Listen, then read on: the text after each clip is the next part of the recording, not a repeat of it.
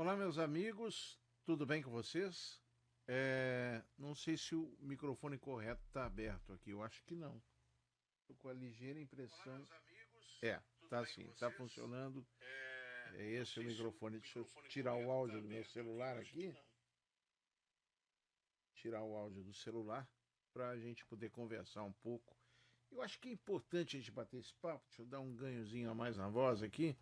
É importante a gente bater esse papo agora. É a minha última intervenção do ano. Primeiro desejando felicidades a todos, um 2023 cheio de realizações. E em segundo lugar, falar um pouquinho do que está acontecendo no país hoje, 28 de dezembro de 2022. Não será a primeira vez que um presidente da República não vai passar a faixa para o novo presidente. Recordem-se que o senhor João Batista de Oliveira Figueiredo não passou a faixa de presidente da República ao senhor José Sarney. Eu me recordo como se fosse ontem isso, porque o meu pai estava lá como jornalista, fazendo a cobertura pela Rádio Gaúcha, da transferência da presidência da República. Bom, o que eu posso dizer disso? Naquela situação que envolvia ainda Tancredo Neves e toda uma virada democrática, era bem o processo de virada democrática do Brasil, nós estávamos vivendo uma situação diferente da que temos hoje. Hoje nós temos um país mal ou bem dentro de uma democracia, instável sim, como todo país latino-americano tem as suas instabilidades, os seus temores, as suas dificuldades. E o Brasil passa por isso e com certeza é um país que tem tudo para crescer, óbvio, né? Todos sempre chamaram o Brasil de país do futuro. Eu acho que o Brasil é o país do presente. E dessa vez temos aí um presidente da República acovardado, escondido desde o dia 30 de outubro. O senhor Bolsonaro efetivamente se escondeu não só da mídia, como também dos seus apoiadores, dos seus ministros, de todo mundo, de todo o país, dos tais 58 milhões que votaram nele, enfim. Tivemos o que naquele momento, naquela situação? O que nós tivemos? O Brasil recebendo de novo o senhor Luiz Inácio Lula da Silva como presidente da República. É um presidente de esquerda, mas que vive namorando com a direita de um jeito muito estranho, mas todo namoro tem o quê, ou um quê de estranho. Então, vamos lá. No momento em que o senhor Bolsonaro assumiu a presidência da República, o chopp que deve estar chegando aí para comemoração de Ano Novo, as cachorras também enlouquecidas.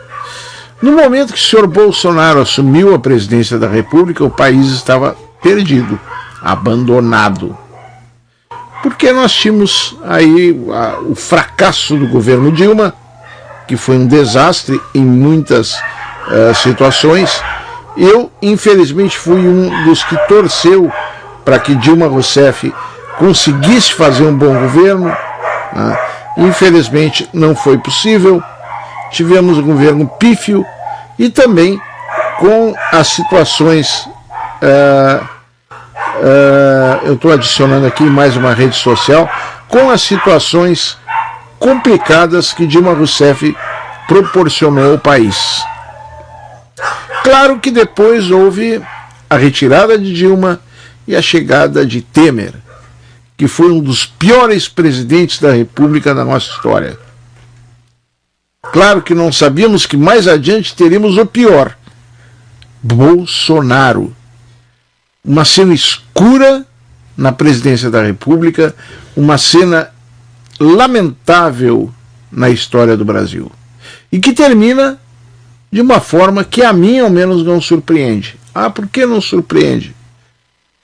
Porque o senhor Bolsonaro está no lugar dirigido pelo senhor Trump, em um resort. Já está lá. Vai passar um mês ou dois, talvez, lá, enquanto o Xandão trabalha Xandão. O Xandão não está tirando férias, está esperando o dia 2 de janeiro.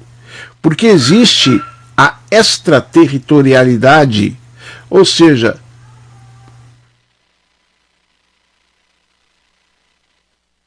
Bolsonaro, mesmo estando nos Estados Unidos, não poderá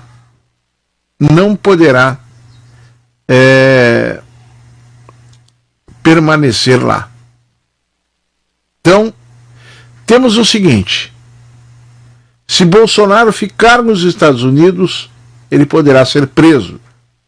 Se Bolsonaro voltar ao Brasil, ele será preso. Isto está absolutamente líquido e certo. Bom, o que temos mais? Um presidente acovardado que desapareceu do poder. Desapareceu.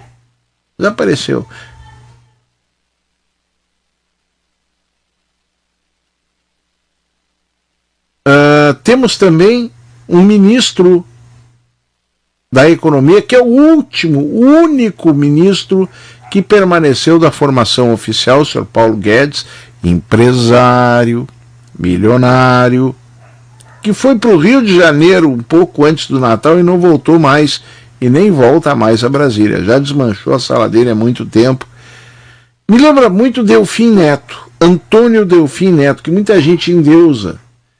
Antônio Delfim Neto foi ministro do Planejamento, dentre outras coisas, participou do AI-5, da votação do AI-5, e votou sim pelo AI-5, claro. Antônio Delfim Neto ficou milionário. Tem gente, tem jornalista que é professor Antônio Delfim Neto. Sim, ele é professor. Se esquecem da coroa Brastel, se esquecem dos escândalos econômicos coordenados, encabeçados pelo senhor Antônio Delfim Neto. Infelizmente, a história do Brasil esquece muito isso. Então, o senhor Paulo Guedes me lembra muito o senhor Antônio Delfim Neto. Por quê? Antônio Delfim Neto enfiou o Brasil num buraco quase que sem fundo durante as décadas de 60, 70 e o começo da década de 80. Buraco econômico praticamente sem fundo e recheado de escândalos. Aí, nós temos também, hoje, o senhor Paulo Guedes, que deixou o Brasil numa situação econômica frágil, para dizer o mínimo. Frágil, só para dizer o mínimo. E esse também se mandou na cria. Foi-se embora, deixou o país e deu no pé. Não digo que tenha deixado o país, ele está no Rio de Janeiro, esqueçam de mim. Voltando à história lá do senhor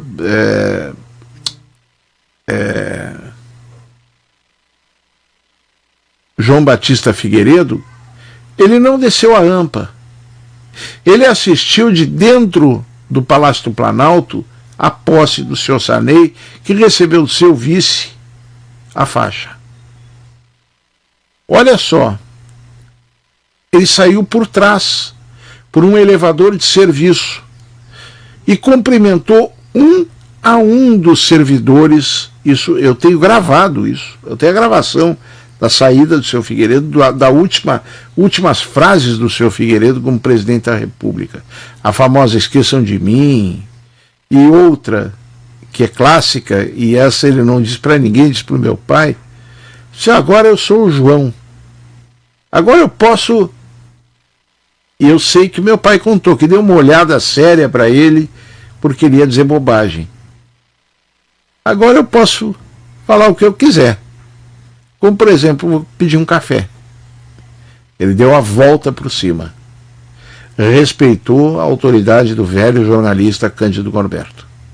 E quando meu pai chegou próximo ao Figueiredo, o pai perguntou: o senhor sabe com quem está falando? Eu disse: o senhor sabe, Cândido, que está falando com o ex-diretor do SNI? Então, claro, meu pai tinha sido político cassado, conforme a ficha que está lá disponível para qualquer um, é um indivíduo perigoso.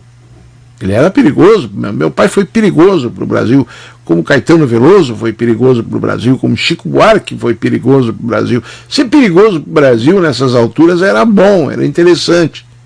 Bolsonaro foi perigoso e é perigoso para o Brasil. E é um covarde. Ele está se escondendo, assim como seus rebentos, se escondendo, comprando imóveis fora daqui, para desaparecer. Ele e seus mimados rebentos estão indo embora, já foram, já não estão, nenhum deles está aqui no Brasil. Nenhum deles. Isso é covardia, gente. Não é pelo Lula, porque o Lula também, gente, não é aquela maravilha que muita gente preconiza. Tá? São farinha do mesmo saco? Olha, são semelhantes. Então, pessoal, muito cuidado quando forem dizer, porque Lula vai salvar, não vai salvar, Lula vai fazer, não vai fazer. Calma lá. Dá um tempo. Porque a coisa está complicada no Brasil. Está difícil. Temos aí a possibilidade de um começo de ano muito complicado, muito pesado, muito difícil. Institucionalmente eu estou falando. A instituição Brasil. A situação política brasileira. Muito difícil. Portanto, meus amigos, vamos refletir. Vamos pensar efetivamente no que está acontecendo. E no que esse senhor Bolsonaro e sua família fizeram de mal ao Brasil. Mais de 700 mil mortes nas costas do senhor Bolsonaro, 700 mil desencarnes que podiam ser evitados ou não, mas com o aval do senhor Bolsonaro. A gripezinha, as risadas, a ridicularização, a não compra de vacinas, o uso obrigatório de cloroquina ou o apoio ao uso de cloroquina, que tem aplicação médica sim. Até um amigo meu, recentemente, precisou usar cloroquina para um outro tipo de tratamento, mas orientado por médicos e dentro de hospital. Bolsonaro preconizava o uso da cloroquina como se fosse aspirina. Gente, estivemos na mão de um lunático durante esses últimos anos. Jair Bolsonaro, que hoje deixa o país numa situação temerária e abandona o Brasil, abandona o seu gado, os seus apoiadores, que ficavam ali no cercadinho gritando, Bolsonaro, mito, mito, mito. Virou as costas para o próprio gado que vinha atrás dele. Porque para ele nada vale, nada tem importância, nada tem peso, cor e substância, além de si mesmo. Além de si mesmo. Que pena que ele, nesses 4 anos, não aprendeu. Deveria ter aprendido. Não aprendeu. Teve jeito não. Vai aprender mais tarde, com certeza. Todos nós temos que aprender. Todos nós estamos na fase de aprendizagem. Porém, pessoas como Hitler, Bolsonaro e Companhia Limitada, para citar 2 aí, precisam aprender muito mais. Precisam aprender a ser humanos. porque não foram e não são. Senhoras e senhores que apoiam o senhor Jair Messias Bolsonaro, acordem. Não vão apoiar Lula, não façam isso. Apenas pensem nos últimos 4 anos do Brasil como um aprendizado de o que não se deve fazer no país. Senhoras e senhores que apoiam o senhor Luiz Inácio Lula da Silva, acordem também. E vejam que efetivamente poderemos ter um governo complexo, complicado, difícil e institucionalmente, principalmente nos primeiros 2 anos, quase que impossível de acontecer. Temos aí a certeza de que Lula não cumpre a integridade. Eu tenho essa certeza de que Lula não vai cumprir a integridade do seu mandato. O vice vai assumir, há já isso escrito. Senão, Alckmin não teria feito essa escolha. É uma escolha aparentemente estapafúrdia para alguém que vivia contra as posições de Lula, de repente, sem mais nem menos, passou a apoiá-lo e tornou-se vice. Como é isso?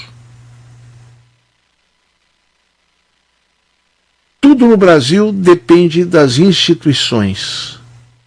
O próprio Bolsonaro dependeu das instituições e ainda depende, principalmente da justiça, que pode quase que imediatamente prendê-lo.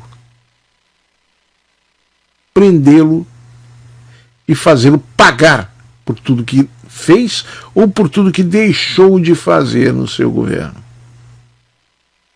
Foi embora Bolsonaro, deixou o gado abandonado ao léu, à chuva, ao vento. E agora o próprio exército está se encarregando de desmontar o acampamento do gado bolsonarista para que eles vão embora para casa, afinal é ano novo, afinal é 2023, afinal nem Bolsonaro está mais no Brasil. Paulo Guedes está no Rio de Janeiro bronzeando o lombo, enquanto o gado bolsonarista está na rua, na chuva,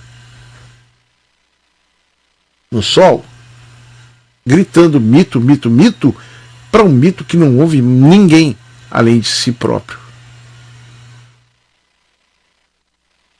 Lamento ter que ter feito a minha última intervenção do ano falando desse tema, mas eu não podia deixar de, com calma, refletir com cada um de vocês que estão nas minhas redes sociais e que estão aqui na Sul TV, refletir com calma e com educação e com respeito democrático sobre o que aconteceu no país nesses últimos 4 anos. Temos aí um ano difícil pela frente, de talvez recuperação, talvez.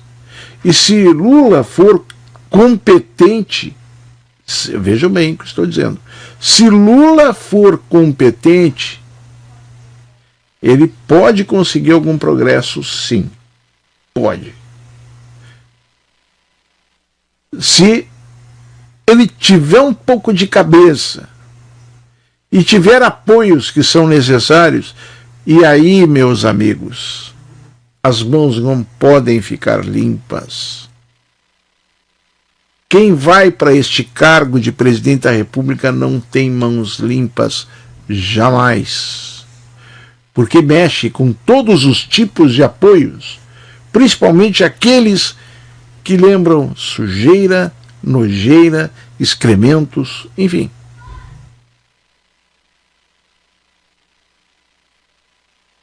É triste dizer isso, mas que a nossa política está envolvendo, tá. Viva a democracia, que ela continue. Tivemos a ameaça. Bolsonaro parece que estava esperando que o exército pegasse seus tanques, aqueles que ainda funcionam, e fosse direto para o Congresso Nacional. Só que por ser ignorante, Bolsonaro esqueceu o seguinte: o exército de hoje é outro exército. O exército de hoje forma médicos, engenheiros, forma cientistas, forma técnicos, forma e dá profissão. E paga. E paga. E paga bem. E paga bem. O exército da década de 60 formava o quê? Mão de obra. Só. Formava motoristas. Formava pedreiros. Formava, sei lá, atiradores de elite, nem pensar. Afinal, não temos guerra. Não é? Soldados. Apenas soldados. Nada além de soldados. Hoje, existem soldados? Sim, existem. Mas com graduação, com plano de carreira, com estrutura, não é mais aquele exército do ame ou deixo. Não é mais aquele exército, esse é um país que vai para frente e o país indo para trás. Então, Bolsonaro esperava o exército de 64. Esperava o exército revoltado de 54. Que foi onde começou a se desenhar o golpe militar. Ele achava que o golpe militar poderia acontecer porque ele queria. Agora temos aí aquele semi-atentado à bomba, que lembrou muito o atentado do Rio Centro, que graças à incompetência dos nossos militares da época, a bomba acabou explodindo no colo de um pobre, de um soldado que não sabia sequer lidar com material bélico, assim como Bolsonaro, que não sabe lidar com uma pistola, ex-capitão do exército, que foi expulso do exército, né? Foi expulso. Só não levou baixa ou uma expulsão desonrosa porque alguém fez um acordão, usou uma caneta para não ficar feio para o político, mesmo que de segunda ou terceira linha, Jair Bolsonaro. Gente. Essa é a dura realidade pela qual o Brasil passa. Enquanto o gado pasta, Bolsonaro come caviar. E ele continua sendo o mito? Não sei. Não sei se ele é mito. Mas ele dá medo. Graças a Deus foi embora. Já vai tarde, Bolsonaro. E que pessoas como você não voltem ao poder no Brasil. Feliz Ano Novo 2023, com todas as dificuldades pelas quais nós, país, Brasil, vamos passar. Eu desejo com muito carinho para todos vocês um feliz Ano Novo. E que não levem tão a sério nossos políticos. Eles não merecem isso. Não merecem. Grande abraço. Obrigado pela audiência. E fica aí o espaço para as críticas e para os comentários de todos vocês.